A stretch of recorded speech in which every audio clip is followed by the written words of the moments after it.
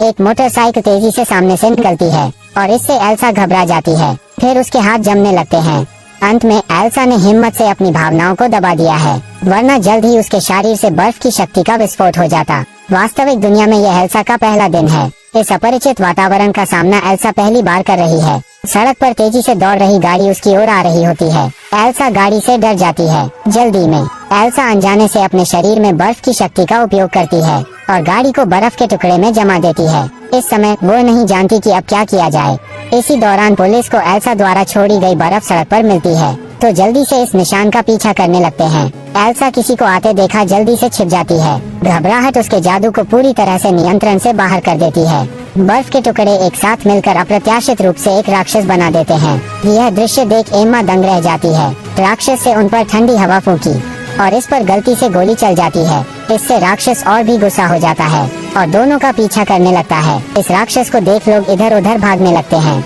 यह राक्षस को और भी चिड़चिड़ा बना देता है और वह जंगल में भाग जाता है। लेकिन एम्मा इस राक्षस का पीछा करती है और उसके पीछे जंगल में आ जाती है। एम्मा अपने जादू का उपयोग कर हिम राक्षस पर हमला करती है, लेकिन यह हमला राक्षस को और भी गुस्सा दिलाता है। फिर वो सभी को मरने लगता है। फिर वो अपना पैर उठा सबको कुचलने वाला है कि तभी पीछे से चुड़ैल रानी प्रकट होती है और उसे नष्ट कर देती है। इस बीच एल्सा को ट्रम्प के एंटीक स्टोर में बहन अन्ना का हार मिलता है। इससे उसे यकीन हो जाता है कि अन्ना इस शहर में है, तो उसने फिर से अपनी बर्फ की शक्ति जारी की और फिर शहर के किनारे पर बर्फ की एक ठोस दीवार उठा दी। एम्मा इस बर्फ की दीवार को देखने आती है। उसमें एल्सा भी दिखाई देती है। एम्मा एल्सा को जितना हो सके उतना शांत करती है और उसने कहा कि वो उसकी बहन को खोजने में उसकी मदद करेगी। लेकिन फिर जिमा और हुक भी वहाँ आते हैं। एल्सा की भावनाएं फिर से अनियंत्रित हो जाती हैं। नियंत्रण से बाहर जादू दीवार को बंद कर देता है। अब वे दोनों बर्फ की दीवार में फंस गए हैं। एम्मा एल्सा को बर्फ की दीवार खोलने के लिए मनाती है। बाहर जाने पर वो उसकी मदद करेगी, लेकिन एल्सा को अपने सामने वाले अजनबी पर भरोसा नहीं हो रहा है। उसने बर्फ की दीवार के बाहर जिमा से उसकी बहन को खोजने के लिए कहा, नहीं तो वो पूरे शहर को जमा देगी। तो दोनों आदमी मदद के लिए काले आदमी ट्रम्प के पास जाते हैं। इस समय एल्सा को पता चलता कि उसकी बहन का हार बर्फ की दरार में गिर गया है। एम्मा कहती है कि वो उसे जाने दे, लेकिन एल्सा नहीं सुनती है। इस पर एम्मा कहती है कि एल्सा अपने शक्तिशाली जादू को खुद भी नियंत्रित नहीं कर पाती है और ठीक ऐसा ही एम्मा के साथ भी होता है। दोनों की मूल रूप से एक ही समस्या है। इसने उनके रिश्ते को थोड़ा मजबूत कर दिया। जब एम्मा बेहोश होने वाली होती है, जिमा ने एल्सा की बहन को खोजने का एक तरीका खोज लिया है। यह सुन एल्सा की उम्मीद फिर से जाग जाती है। वो ध्यान केंद्रित करती है और सफलतापूर्वक जादू से बर्फ की दीवार में छेद कर देती है। बाहर आने के बाद एल्सा अपनी बहन के दिल की धड़कन महसूस कर सकती है। हालांकि उसे नहीं पता कि वो कहाँ है, लेकिन कम से कम वो जिंदा तो है। अगले दिन एल्सा फिर बर्फ की दीवार पर आती है और अपने जादू से इसे हटाने की कोशिश करती है, लेकिन सामने बर्फ की दीवार अभी को कुछ नहीं होता है।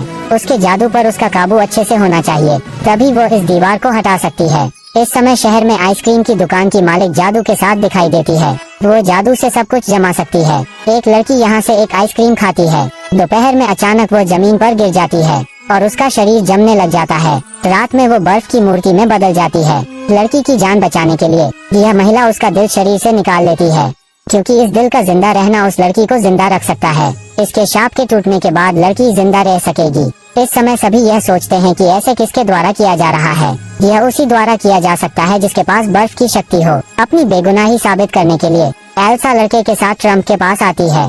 पीड़ित के बालों से ट्रम्प बर्फ की मूल शक्ति निकालता है। बर्फ और बर्फ की बदली हुई शक्ति अपने मालिक के पास जाने लगती है। वे बर्फ के टुकड़े उड़कर एक जंगल में आते हैं। यहाँ बर्फ की क्षमता वाली एक और महिला दिखती है। इस समय इंग्रिड भी दोनों को देख लेती है। उसने जादू से लड़के के पैर जमा दिए, फिर एल्सा को कहा कि वो साथ में जादू को बढ़ा सकते हैं। यह सुनकर एल्सा बहुत हैरान हो जाती है। उसने कहा कि वो ऐसा कभी नहीं करना चाहती है। इंग्रिड ने उसे समझाया कि इससे वो और शक्तिशाली हो जाएंगे और उसकी बहन अन्ना भी उसके कब्जे में है। इससे एल्सा गुस्से में आ जाती है।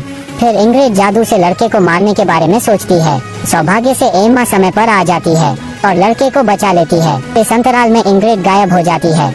इंग्रिड अपने महल में वापस आ गई है। बर्फ के टुकड़े पर जादू कर वो बर्फ का एक राक्षस तैयार करती है जिसकी आंखों में खौफ है। एल्सा को अन्ना की मदद के लिए आवाज सुनाई देती है।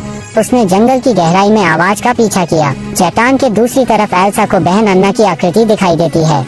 यहाँ इस शो का सबसे कमाल का सीन दिखता है। एल्सा अब अपने बर्फ का जादू दिखाती है और हवा में बर्फ की सीढ़ियाँ बनाती है।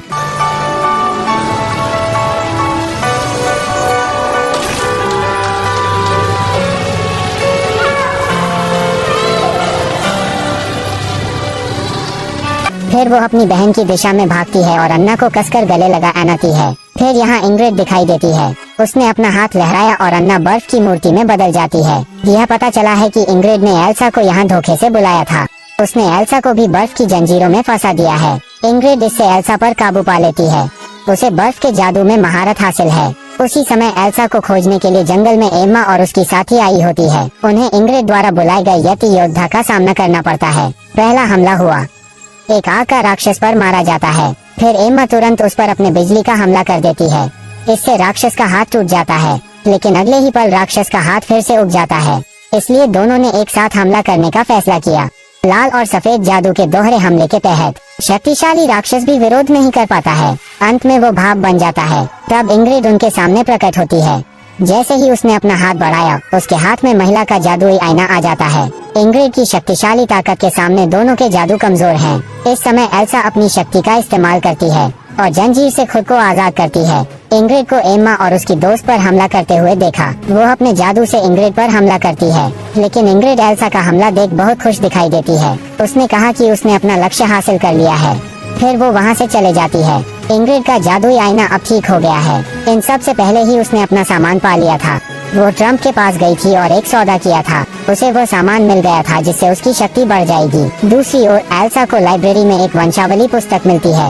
यह पता चला कि इंग्रिड वास्तव में उसकी चाची है। इस समय हर कोई बर्फ के जादू की शक्ति वाला एक ही जगह पर है।